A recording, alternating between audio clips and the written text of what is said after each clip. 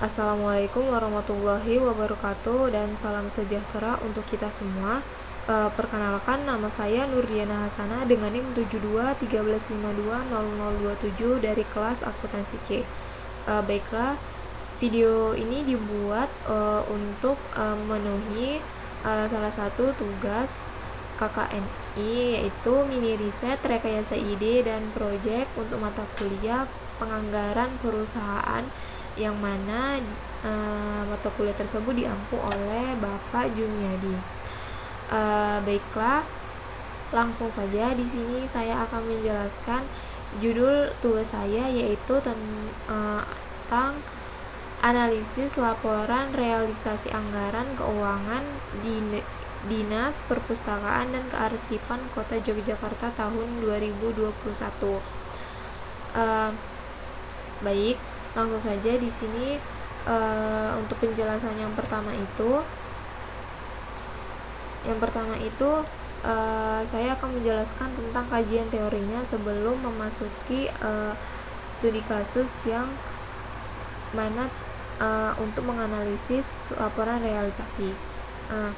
Yang pertama itu penjelasan tentang definisi anggaran itu sendiri. Jadi di sini ada dua definisi anggaran menurut ahli. Yang pertama itu menurut Anthony dan Govin Darajan tahun 2005 menyatakan bahwa anggaran sebagai suatu rencana keuangan yang memiliki periode waktu 1 tahun dan merupakan sebuah alat untuk perencanaan jangka pendek. Lalu yang kedua itu ada Hansen dan Moen tahun 2004 berpendapat bahwa anggaran adalah rencana kuantitatif yang memiliki bentuk moneter maupun non-moneter, di mana fungsinya untuk menerjemahkan sebuah tujuan dan strategi suatu perusahaan dalam satuan kegiatan operasional. Jadi dari definisi beberapa ahli ini dapat kita simpulkan apa itu definisi anggaran.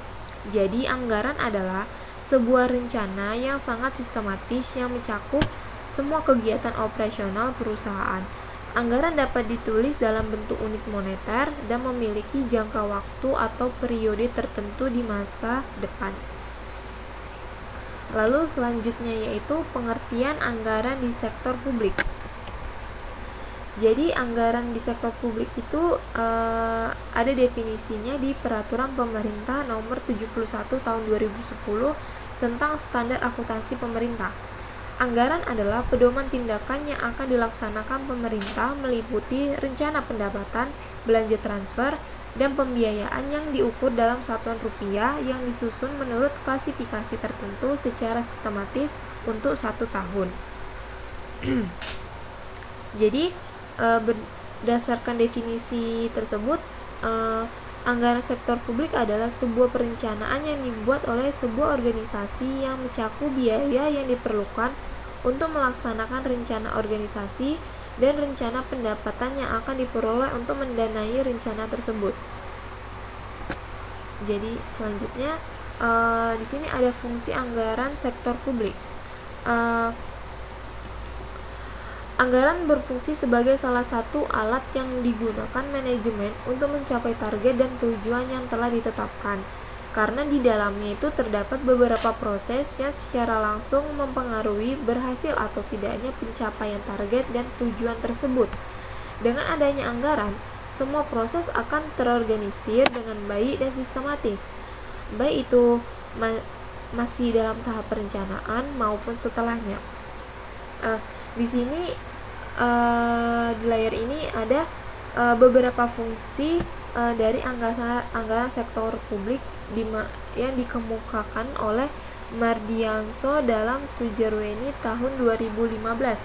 Yang pertama itu sebagai alat perencanaan, kedua alat pengendalian, ketiga alat kebijakan fiskal dan politik, lalu yang keempat itu ada alat koordinasi dan komunikasi, kelima ada alat penilaian dan kinerja motivasi, lalu yang terakhir itu ada alat penciptaan ruang publik. Selanjutnya yaitu ada jenis-jenis anggaran sektor publik. Jenis-jenis anggaran sektor publik ini ada dua. Yang pertama itu anggaran operasional. Anggaran ini digunakan untuk melakukan perencanaan kebutuhan sehari-hari dalam menjalankan organisasi di sektor publik. Belanja operasional tidak digunakan untuk menambah aktiva organisasi dan masa manfaatnya hanya satu periode. Lalu ada anggaran modal. Anggaran modal ini menunjukkan rencana membelanjakan aktiva tetap yang sifatnya jangka panjang dan digunakan untuk kegiatan organisasi seperti gedung, peralatan, kendaraan, dan sebagainya. Lalu di sini ada bagaimana sih proses penyusunan anggaran itu sendiri. Jadi di sini ada 4 tahap. Jadi secara sederhana itu yang pertama itu kita mempersiapkan anggarannya. Lalu ada yang kedua itu ratifikasi. Ratifikasi ini yaitu di mana pimpinan eksekutif harus memiliki kemampuan dalam bidang keuangan untuk menjawab dan memberikan argumentasi yang rasional atas segala pertanyaan dan bantahan dari pihak legislatif. Lalu yang ketiga itu implementasi atau pelaksanaan anggaran itu sendiri. Dan yang terakhir itu ada pelaporan atau evaluasi. Jadi setelah dilaksanakan anggaran tersebut perlu dipertanggungjawabkan dan dievaluasi mempertimbangkan aspek-aspek akuntabilitas. Langsung selanjutnya yaitu di sini pengertian syarat tentang laporan realisasi anggaran atau LRA. Jadi laporan realisasi anggaran itu sendiri adalah laporan yang menyajikan informasi tentang realisasi dan anggaran entitas secara tersanding untuk satu periode tertentu. Laporan realisasi anggaran sekurang-kurangnya itu yang berisi tentang pos-pos pendapatan, transfer belanja, surplus atau defisit, penerimaan pembiayaan, pengeluaran pembiayaan neto, dan sisa lebih atau kurang pembiayaan anggaran atau silva atau sikfa. Lalu selanjutnya di sini juga ada pengertian dari APBD. Jadi di dalam Peraturan Menteri Dalam Negeri Nomor 13 Tahun 2006 tentang Pedoman Pengelolaan Keuangan Daerah, anggaran pendapatan belanja daerah adalah rencana keuangan tahunan pemerintah daerah yang disetujui oleh Dewan Perwakilan Rakyat atau DPRD. Jadi dari penjelasan di atas itu dapat kita simpulkan bahwa anggaran pendapatan daerah atau APBD adalah rencana keuangan yang dibuat oleh pemerintah daerah untuk memenuhi kebutuhan belanja daerah saat ini dan di masa depan yang disetujui oleh Dewan Perwakilan Rakyat Daerah dengan tujuan untuk meningkatkan kesejahteraan publik.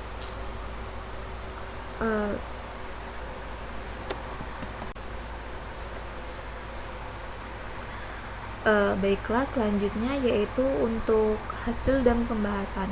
Jadi hasil dan pembahasan ini di sini saya akan menjelaskan bagaimana analisis dari laporan realisasi anggaran di Dinas Perpustakaan dan Kearsipan Kota Yogyakarta. Jadi data ini saya dapatkan dari web Dinas Perpustakaan dan Kearsipan Pemerintah Kota Yogyakarta lewat internet. Berikut ini adalah laporan realisasi anggaran untuk tahun yang berakhir sampai dengan 30 Desember 2021 dan 2020. Jadi analisisnya ini saya dapatkan dari catatan atas laporan keuangan pada tahun 2021. Yang pertama itu penjelasan realisasi belanja operasi dan belanja modal. Jadi belanja operasi itu terdiri dari belanja pegawai, belanja barang dan jasa, belanja pemeliharaan serta belanja perjalanan dinas tahun 2021 terrealisasi sebesar 11.209.207.148,61 atau 91,78% dari target. Lalu belanja modal tahun 2021 terrealisir sebesar 662.874.821 atau 99,75% dari target. Terrealisasi belanja modal tersebut terdiri dari belanja peralatan dan mesin, belanja jalan, irigasi, dan jaringan, serta belanja aset tetap lainnya. Kemudian penjelasan pencapaian kinerja per kegiatan. Jadi kegiatan yang pertama itu ada kegiatan perencanaan penganggaran dan evaluasi kinerja peringkat daerah terrealisir sebesar 55.367.692 atau 99,91% dari target. Yang kedua itu ada kegiatan administrasi keuangan perangkat daerah terrealisir sebesar 630.342.160 atau 84,99% dari target. Hal ini disebabkan karena tidak terserapnya anggaran gaji dan tunjangan ASN untuk jabatan struktural yang kosong atau penyederhanaan. Kemudian yang ketiga ada kegiatan administrasi umum perangkat daerah itu terrealisir sebesar 509.612.769 atau 91,77% dari target. Keempat itu ada kegiatan penyediaan jasa penunjang urusan pemerintahan daerah terrealisir sebesar 1.431.785.010,61 atau 99,74% dari target. Kemudian ada kegiatan pemeliharaan barang milik daerah penunjang iuran pemerintahan daerah terrealisir sebesar 181.308.610 atau 96,61% dari target. Kemudian ada kegiatan pengelolaan perpustakaan tingkat daerah kabupaten kota itu terrealisir sebesar 2.459.366 atau 98,47% dari target. Kemudian ada kegiatan pembudayaan gemar membaca tingkat daerah kabupaten kota itu terrealisir sebesar 201.704.200 atau 99,95% dari target. Jadi di catatan atas laporan keuangan itu di situ telah tersusun kegiatan apa saja yang terrealisir pada untuk tahun 2021. Jadi banyak sekali. Jadi di dalam makalah yang telah saya buat itu sudah saya tulis untuk sebagiannya. Jadi untuk mempersingkat, langsung saja ke kesimpulan dari tugas analisis laporan anggaran ini. Jadi kesimpulannya itu analisis laporan anggaran untuk Dinas Perpustakaan dan Kearsipan Kota Yogyakarta menunjukkan bahwa kinerja instansi tersebut belum optimal. Adapun upaya yang dilakukan dalam peningkatan layanan khusus arsip statis adalah menggunakan metode kualitatif dan kuantitatif. Perpustakaan dan kearsipan yang terdapat bagian yang mengatur masalah kearsipan diatur dalam Peraturan Pemerintah Nomor 28 Tahun 2012 tentang pelaksanaan Undang-Undang Nomor 43 tahun 2009 tentang pemantauan kinerja, pengawasan, serta evaluasi kegiatan pengelolaan kearsipan. Mungkin hanya itu yang dapat saya sampaikan untuk tugas